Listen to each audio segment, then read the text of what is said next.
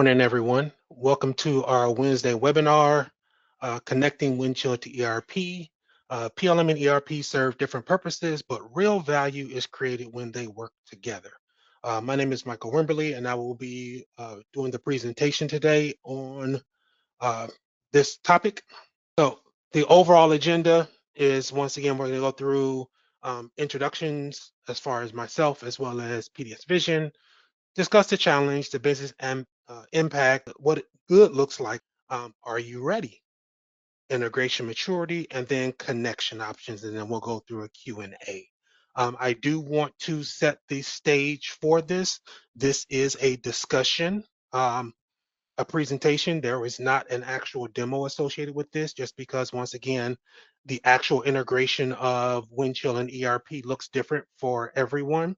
So our main discussion today will be, what it takes to get those integrations started. So we're not actually going to see the actual integration. Once again, between the two, we'll actually go in and actually discuss what those integrations look like, how to prepare for it, and what level you may be at in that integration process. So just want to kind of set the stage for that. All right, so once again, my name is Michael Wimberly. I'm a digital transformation architect. I've been with PDS Vision now over 13 years, have been working with PTC products for over 25 years, and then the PTC channel for over 20 years. During that time, I have been certified as an instructor, as well as a implementer of Creo, as well as Windchill. PDS Vision as a whole, excuse me, once again, we are a customer-focused company. We are a global reseller for PTC.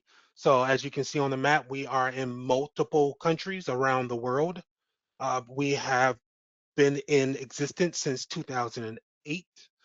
We have around 520 employees of the company, and you can tell where our focus is as far as the division of the number of employees that we have. Because of those 520 employees, 350 of those are consultants or technical experts. So we not only sell you the software, but we have a heavy focus on making sure that the software is implemented properly and that it's working properly within your environment. So we have technical teams, once again, all across the world that will actually help in the implementation. So once again, we're not just selling you a piece of software, we're partnering with you to make sure that that software works appropriately within inside of your environment. And not only that, we also have 40 technical partners that we work with as well. So if there are some other applications that are not PTC pieces of software that you may also need, then we may have a partner that can help with that as well. All right, so the webinar series, we are now on the last one, which is once again connecting Windchill and ERP.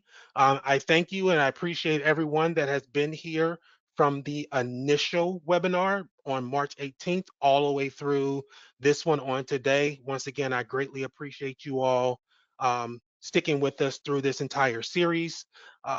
It means a lot. So thank you all. And I hope you've gotten something out of each of those different sessions that we've had. All right, so we want to jump right into the discussion. So the first question that I have for you all is, how many hours a week do you spend transferring information from your PLM environment into your ERP environment? I'll give you a minute to think about it. No, I won't. We need to just go ahead and answer the question. Anything is too much. We basically spend more time than we should going in and actually getting information out of our PLM to pull it into our ERP. So normally the way that works is that in our PLM environment, we simply export out CSV file, Excel file, whatever it is. We go through and we manipulate that. We reformat it to get the proper information, proper columns, proper information, add information to the bill of material, whatever it is, restructuring the bill of material, so that now when we put it into our ERP environment, it is what the ERP needs to receive. Now, here's the thing with that. That is that one-time shot. If something changes, I won't say if, when something changes to our design and now it is updated. Now it can be a simple change, it can be a full change process. But what happens is that exact same process goes through again. We now take that bill of material that we have inside of our PLM environment, we export that out, we finagle it to get it to look appropriately so that so it's ready to be put into our ERP environment. And this is the repeatable process. Now, for a lot of companies, that time is actually factored into the overall release process so that we know that yes, when we finish with this bomb, it's going to take us, and once again, just throwing a number out there, it's going to take us 2 hours, maybe longer, to go in, maybe a day, to go in and actually take this engineering bomb and get it in the proper format with the proper information in order for us to put it into our ERP environment. So once again, whether it's 2 hours, whether it's a whole day, whether it's 2 days, once again, the statement at the bottom, it's more than it should be. So we shouldn't have to go through and do all of that updating or finagling of that bill of material every time we need to go through and update something just to put it back into or put it into our ERP system. So with that, now we basically have what should be a single BOM that is the same between two systems. We're actually managing two bill of materials that are disconnected. We have the bill of material, the EBOM that we have in our PLM environment, and we have the actual bill of material that is in the ERP, I'm sorry, that is in the PLM environment, sorry. And then the one that is actually in the ERP environment that manufacturing is actually using to build the actual product. So are they the same? Are there additional things in that manufacturing bill of material that aren't in the engineering bill of material? Quite possibly. Do we know what those are? Quite possibly not. Because what that does, it creates that disconnect. And then anytime, and you all know it as well as I do, anytime we're dealing with a manual process, then there is the potential for errors. So whenever a human has to touch it, there is a possibility of something not being done appropriately.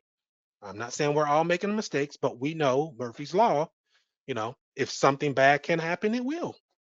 So now we have those things where there could have been a change done in engineering that didn't propagate all the way down into manufacturing or get properly accommodated for in the manufacturing world. So now we have once again those disconnects between those two different systems. So consequences. So basically, with those two disconnected systems, what could possibly go wrong? Well, as I just mentioned, we could have the wrong bill of material reaching the shop floor. How many of us have ever had a change that was done and we released it and then we say, oh, I forgot to. And now you have to go through and update that almost immediately. But that other one is already in manufacturing and they receive it and they're starting to work on that one while you're going in and making a change that and they may look at it as, oh, they're just repeating it because it was so close behind, because maybe it wasn't a revision change, it was a simple update, or it could have been a dimensional update, something that we caught, but we caught it too late before they saw it. But once again, you could end up with the wrong information reaching the shop floor. Number mismatch. A part or material number mismatch can cause purchasing delays or production hold. And once again, that could be simply, hey, it's the wrong number. When we exported it, we fat fingered something in that transition from our EBOM to our MBOM, or how we transitioned it into the ERP environment. Maybe something got fat fingered. Now we're looking for something that we shouldn't be, or that does not even exist. So now we have to backtrack and figure out, okay, here is that number. Let's go in and find out where it should have been and then update it inside the system. And then, of course, a change that never made it.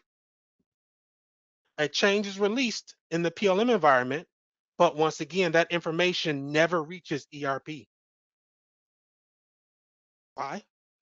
Because once again, currently that process is a manual process, which means when you finish that change in your PLM environment, somebody had to go through and now go in and export that, update it, and then put it inside the ERP environment. So that piece of it, as I mentioned before, that human factor can go through and cause some issues. But once again, that change that we made in engineering just didn't make it into the ERP environment, which means, once again, manufacturing is now working on an old revision of the file versus the new updated revision. Money, money, money. All right. So why are these manual processes still existing? Or because these manual processes still exist, we do sometimes have data model mismatch. When we're looking at these two systems, the PLM environment, and we're looking at the actual ERP environment, the PLM environment is looking at the actual data. So it's looking at the parts, the revisions, the changes, the release dates, all that information is going in and it's being looked at inside of the PLM environment. ERP thinks in cost. They're thinking of materials. They're thinking of processes. All that stuff is actually being looked at in the actual ERP. So once again, because they, as was stated before, they are separate, but things work so well when they're actually connected to each other. And we'll talk about that, of course, as we move forward. Source data isn't clean enough.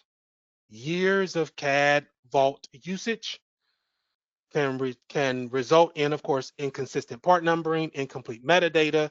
So when you're using your Windchill environment as just a CAD storage and you're not using any of the change processes, you're not using the life cycles, you're not using the revisions, and for some we've actually seen where, you know, the numbering doesn't even really count as much.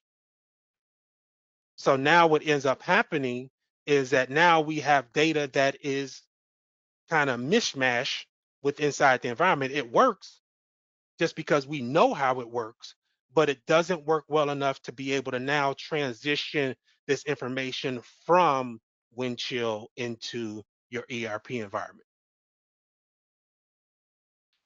And then the handoff is a quality checkpoint. So when we have that process, when we're going in and exporting that BOM from PLM, somebody's going in and updating that BOM, reconfiguring it or whatever. And then before it goes into ERP, there's another set of eyes that look at it. That is a quality check. So before it goes into ERP, somebody else looks at it and confirms, yeah, this is okay. Or nope, we're missing something. So the manual process still exists because it is a checkpoint. It's making sure that the data that we're putting into the ERP environment is appropriate. And of course, different ownership. PLM sits with engineering, ERP sits with operation and finance. So once again, engineering owns the PLM environment, operations, purchasing, they own the ERP environment. So once again, because the ownerships are different, we know that we can be sometimes possessive. It's mine. I want this information this way. Well, I want this information this way. And we're doing things that don't allow our two systems to communicate with each other. So now that intermediate piece where we have to export the BOM and then finagle it, well, there can be some things that we may be able to do in our PLM that makes that less tedious task. And then here's a very important one as well. The costs are hidden. So sometimes when things are actually updated, errors show up as rework. So instead of going in and actually fixing it at the design level, there's an issue that is done in manufacturing and they're just reworking it. Can also have it where the wrong parts are ordered. Why are they ordered wrong? Well, because the bill of material wasn't completed properly. There was a wrong vendor, whatever it may be, those things. Production delays, and of course, not a handover issue. So it's not that it's the transition, it's just the data that you're getting just isn't appropriate. And that kind of goes back to that first point where data model mismatch.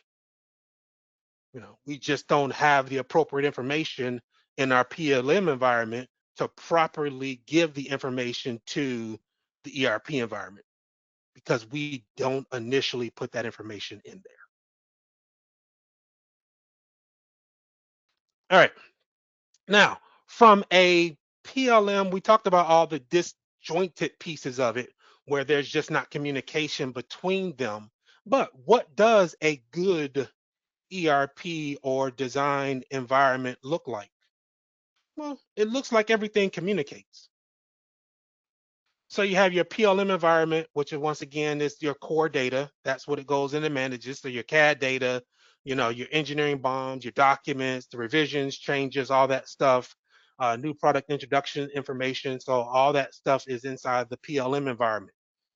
From that PLM environment, it now communicates properly to the ERP environment, which is now where, once again, the procurement is done, inventory is looked at, costing is looked at, what's in stock, the demand of the products themselves, all that stuff is tracked inside of the ERP environment. And then from the ERP environment, of course, we're going into the manufacturing environment where once again that's where work instructions are needed, build records, operations, the customer feedback, all that stuff is important when we're going in and looking from a manufacturing standpoint as well. But if you look at that, all that's connected. You don't see arrows. It's just that everything is talking to everything. So it's not that it's one directional. PLM can connect with the MES system. It can also connect with the ERP system. ERP can connect with MES, PLM. MES can do PLM, ERP. So it's a good system is that where all the appropriate systems communicate to each other in some way, shape, or form. Now, unfortunately, where some of the struggle happens is what we were just talking about. It is that communication from the PLM environment into the ERP environment. So that's part of the discussion that needs to be had as well is when we're going from PLM to ERP or ERP back into PLM, what does that look like? So with that, we have two core ways that we're going in and that can be communicated between your ERP and your PLM. The first one is just kind of what we were talking about just a moment ago, is that the PLM environment just owns the ECAD. I'm sorry, not the ECAD, sorry, the EBOM. It owns the engineering bomb. That's all it owns. So that bomb can be from your CAD data or it can be from your WT parts. But either one of those, the PLM environment just goes through and deals with the engineering bomb. When you need the manufacturing bomb, that is done inside of the ERP environment, which includes the process plans, of course, materials, purchasing, planning, all of that is done from inside of the ERP. So with your EBOM, you're just basically getting, of course, your part numbers, any of the appropriate attributes, revisions, release statuses, and maybe some change notice information, change notification information as well. So that's what you're getting from PLM to go into ERP. Now, this method here is best suited basically when manufacturing is basically deeply rooted in the ERP environment. That's where they go for their data. That is a current process that is being used. So yes, we're just going to go ahead and use the EBOM, get that EBOM appropriate, get it into ERP, and then let manufacturing go from there. The other option is now PLM drives not just the EBOM, but it also drives the MBOM and your process plans. So now when you're going in and you're doing your engineering bomb, yeah, we have the ability right there inside of Windchill to now create the manufacturing bomb. From the manufacturing bomb, go ahead and create your process plans. The other thing that is beneficial is that when there are changes being done from an engineering standpoint, because everything is in that one PLM environment, we already know up front what manufacturing files or manufacturing process plans or manufacturing bill of materials are going to be affected by this engineering change, because all of that information is now synced up inside of Windchill. When we go to option one, that engineering change that may be done is just the PLM thing, and that information has to now be propagated into ERP, and then figuring out, yes, this change was done, what does it affect? Where option two is already in Windchill. We already know what the E-bomb and the manufacturing bombs, how they're connected, what manufacturing parts are affected. Once again, what process plans are created and how are they affected. So the benefit of option two is that now a lot of the engineering changing is being done for the engineers as well as the manufacturing engineers as well. So all of that connecting is there. So now the question is always, are you ready? Is your environment ready for this transition or the ability to go in and do the PLM to ERP transition?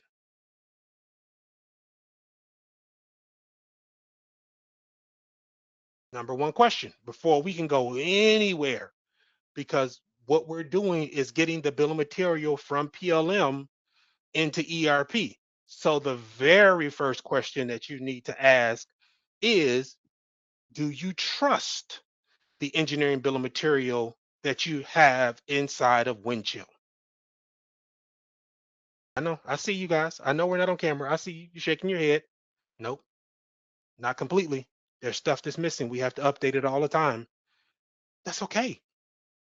That's where, once again, we need to start, because that is the core piece that we're looking to pull from PLM to ERP is the bill of material. So let's figure it out. If it's not complete, then does that mean that we're going back to what we talked about a moment ago, where there's some inconsistencies? Are your part numbers just inconsistent? We just kind of willy-nilly added part numbers and assembled stuff together. There isn't any um, cohesiveness between those. Are you not using the release process? So your states aren't there appropriately. Are you not using the revision process? Those things aren't actually up to date as well. What about the change process?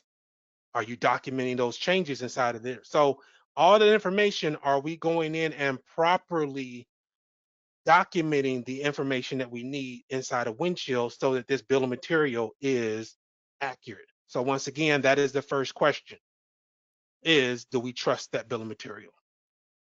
Now, as we're moving forward, there are some additional questions that we also need to ask.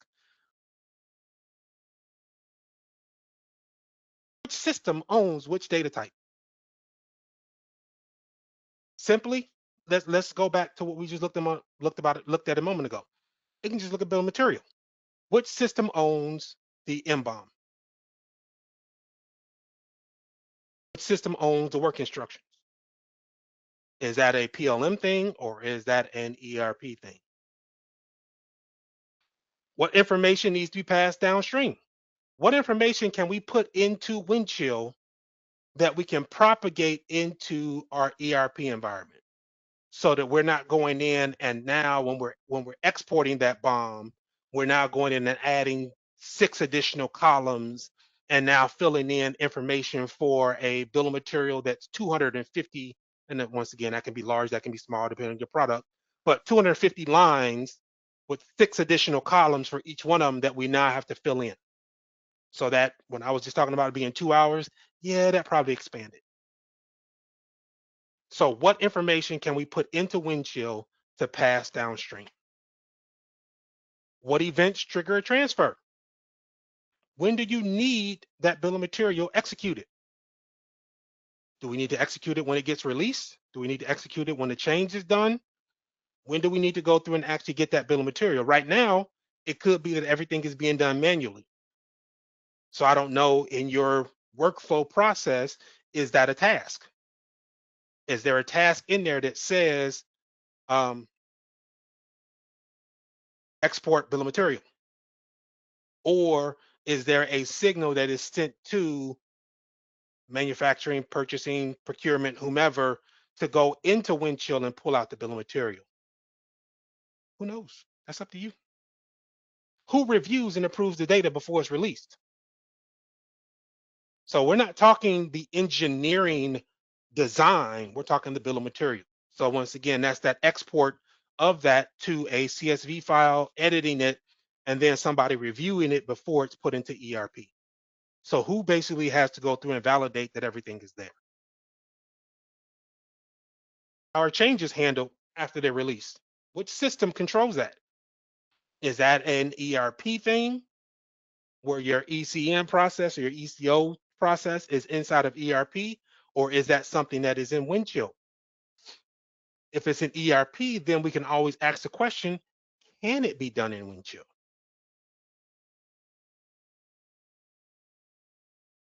And how are exceptions managed? When we have those things that, you know, that we need to go through and use that may be a little bit different. There's a deviation that's inside of there. Okay, we're going to allow this to deviate for this. How is that handled? That can be handled in Windchill. That is an option inside of Windchill to go through and talk about the deviations that are there. So we can go through and actually have that. But once again, how is that information relayed across the different systems? All right. So the integration maturity.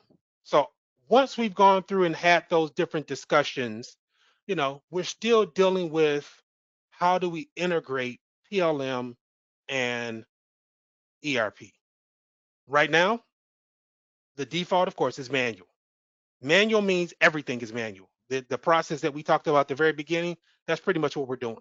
Is we're going into the system, we're exporting out the bill of material. Once again, could be your CSV file, editing it, getting it configured appropriately to be imported into the actual ERP environment. So once again, that's where that checker comes in. So it's updated, it's checked, then it's imported. Then we can also go into the semi-automatic. Now, the difference between the manual, pardon me, and the semi-automatic is really the execution of the CSV file. So now what we're looking at is instead of going in and manually doing it, there is a trigger that is now kicked off that actually now automatically exports that CSV file. So it could be, once again, the completion of a change process, a file reaching a specific state in its life cycle. Once it hits that state, there is an executable that goes in and now exports out that CSV file. So you can do it where, once again, it's semi-automatic. It still has to have that manual touch.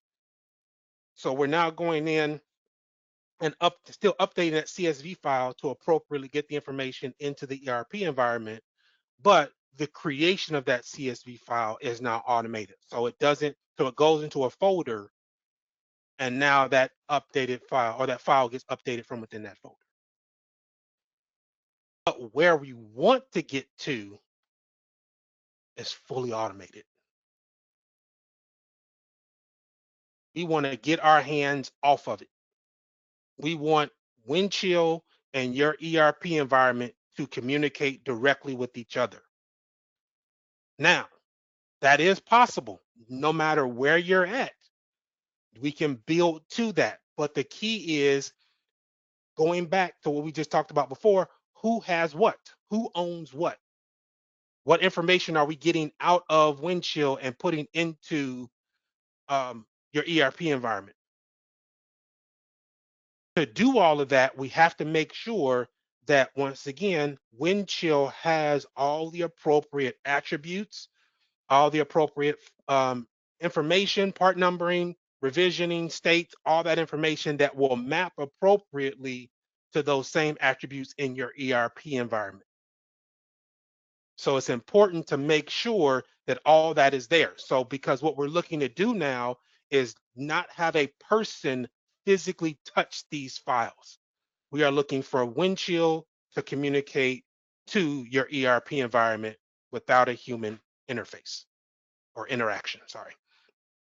So yes, we can get there and just make them talk. And same thing, it will then kick off based on some type of trigger.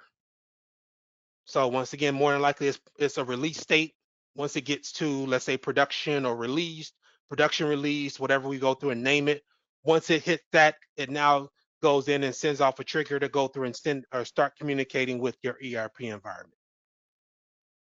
But once again, this goes back to the previous slide where we have to have those discussions as to who owns what.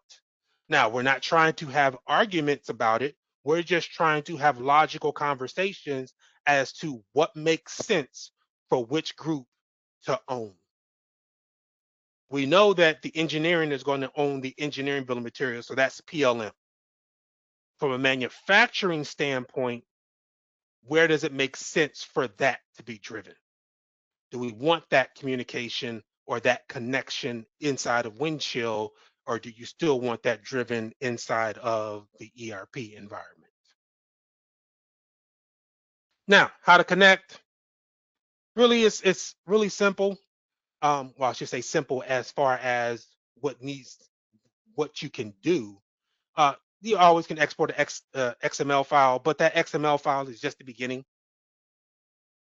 That XML file still needs to be, manipulated in order for it to communicate appropriately. What we're looking at doing is basically doing a custom integration.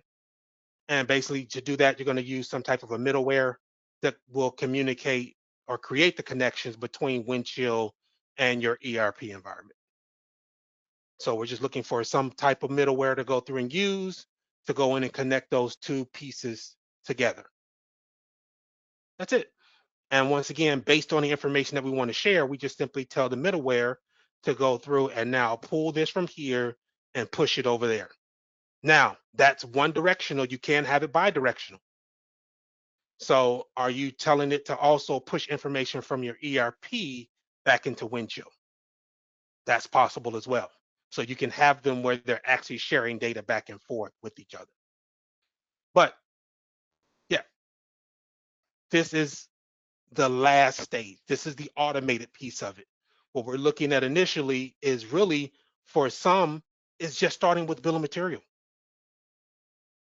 Let's manage our bill of material with inside of Windchill first. Get that, whether we're using CAD or whether we're using parts. Oh, let me back up to that as well. Glad I just said that. When we go to the automated process and we're looking at the custom integration, there are a few things that we do have to keep in mind when we're dealing with that. Is that first off, that does require the use of parts. So you will need to go through and begin the use of your WT parts in order for that to be um, used appropriately. So that is a one thing that you definitely have to do inside of there. Your engineering bill of materials, as I was just mentioning, those need to be complete and consistent. Make sure that your bill of materials are structured the appropriate way. Make sure the attributes that you need are there. Make sure though that information, as I mentioned before, is propagated from ERP into, I'm sorry, from PLM into ERP.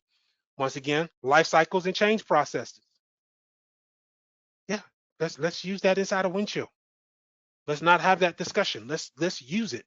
It's there. It connects all the appropriate information. And when that process is consistent and is updated, then we are confident that when it is done, that bill of material that we get at the end of that change process or at the end of the release process is exactly what we want to feed into ERP. As I said, the important piece for anything to be automated is to make sure that the information that you're pulling out of Windchill does not need a person to touch it. All right. So it's three core takeaways from everything that we've discussed up to this point. The first one is just simply integration starts with data trust, not technology. Yeah, we can give you everything. We can show you how to automate everything. We can work with you to get everything automated exactly the way you want to. But I always say garbage in, garbage out. So if you're taking garbage out of Windchill, you're putting garbage into ERP. So make sure that the information that you're getting out of your Windchill environment is trustworthy and you're confident that everything that you need to appropriately integrate with ERP is there. Second, you don't have to automate everything at once. Take baby steps. As I said, start with your bill of material. If you're not using Windchill as your bond management system, that's the first thing to do. Get comfortable with WT parts because if you're not using them right now, what you will see is there's a lot of Windchill functionality that you get with WT parts that you do not get with CAD files. So, like replacement parts, like the deviations type things. When you're doing change management, when you're in your ECR, ECN, you can go through and specify the disposition. You can go through and set up effectivity. But all of those things are associated with WT parts, not CAD. So a lot of that stuff will need to be WT part focused. So, but once again, you don't have to go from 0 to 1,000. Take your baby steps, but make progress. And there is a next step available for exactly where you are. Let's figure out where you are. We are more than happy to work with you, to talk with you, to have those discussions with you, to figure out where you are currently, where we want to get to, and what the process is going to be to get you there. So yeah, so from where you are right now, even if you're just using Windchill as CAD data management, there is a next step that we can get with you to move that process forward. All right. So if there are any questions, please put them inside of the questions box. Um, so what's next, as I mentioned before, is the discussion. Let's have that discussion. Let's evaluate where you are in your environment so that you can now figure out what it takes for you to get to the automated process. So we have the goal. We want to be able to automate going from Windchill into your SAP and SAP, that's specific, ERP. um, we want that to be seamless. We don't want a human interaction with that. We want to be confident enough in the data that we have inside of Windchill that we can go through and actually use that. All right, webinar series. It is completed. Once again, thank you all for your attendance over these 5 different sessions that we've had. I do see quite a few names that have been there the entire time. Greatly, greatly appreciated. We do have another series that we will be starting. Actually, I think we're going to send out the information for that one beginning at the end of this month. So there'll be another Windchill webinar series that will be coming out. And then we also will have another webinar coming up that deals with the newest release of Creo as well. So we do have those coming up. We're going to have a series on CAD as well. We're still in the process of developing that one, but we will also have a CAD-based series too. There are a couple things I do want to talk about. One of them is, of course, our PDS forum. For those that are not familiar with this, we actually have a forum that is coming up on June 25th in Boston. It is actually at PTC. Inside of there, you will be able to, it is PDS focused, so it is our forum. So with that, you will actually have multiple customers of ours that have basically success stories, not just PDS success stories, but PTC success stories, how they've used the software, how it's made them better. So there'll be quite a few customers that will actually be speaking. As you can see here, so we have Intuitive Machines, we have Interlock, we have American Rheinmetall, we have 2 speakers from there that will be speaking. Of course, we have PTC because AI is the next thing that's coming up, or the current thing coming up. So yeah, definitely go in and talk about AI. You have, of course, the strategy overall of where PTC is going, and then, of course, you'll have some things from us as PDS. So those are coming up as well. We do have some additional information coming up. So if you want to get to what we have coming up event-wise, you can always go to the Learn, and then under Learn, you have events and webinars, and you can see everything that is there. Now, understand we are a global company, so some of the stuff that you will see will be global. You do have things that are virtual, and then you'll have things that, of course, will be in a specific country. So like this, if I go to North America, all I'm going to see is the PDS forum because that once again is physically located here. But if we actually went to virtual, then you'll see our webinars as well. So for the PDS forum, if you are interested in that, just once again, in your URL, you can go to pdsforum.com/US, and that'll take you to the link. Oh, there's a couple questions. How does the use of AI change this discussion topic? Can you speak to anything specific? At the moment, I don't see AI changing any of what we talked about currently. The way they are currently moving AI, it's more of the manipulation or the working of the data with inside of Windchill, not the exporting at the moment. Now, once again, as they're going through development, there could be some things that change, but right now, all the AI stuff that I've been aware of is focused with inside of the Windchill environment, not outside of Windchill. Options discussion. Will materials typically be driven from PLM side? It did not move in your options. Uh, that's tough. You can go through and show it in both locations. I think for some companies, I won't say a lot, for some companies, they do leave materials in the PLM. So we're calling out material inside of the models, but the procurement of the material, that, man, that's iffy because we can go through and specify the the type of material, even the weight, all those different things. That's a tough one because it can technically be governed by both. It just depends on who's controlling. I think when you get into the manufacturing side, you may look at more material. Um, from an engineering side, not as much. So if it's an engineering, if you're just dealing with engineering bomb, I still think material is over in the ERP.